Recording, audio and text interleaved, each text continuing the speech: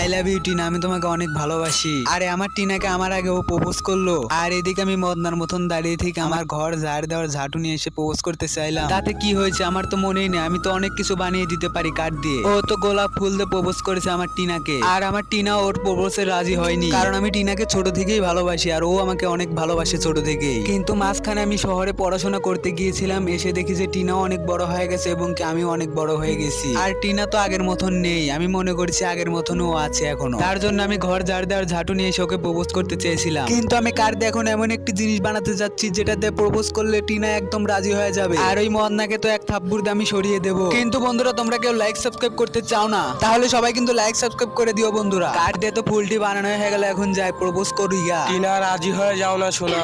এই বলত মদনা সর এখান থেকে, টিনা এসো, আমি তোমাকে প্রপোজ করবো। I love you Tina. আরে বাহ, রাজু তো অনেক সুন্দর জিনিস বানাইছে কাঠ দিয়ে। রাজু, আমি তোমাকে ভালোবাসি অনেক।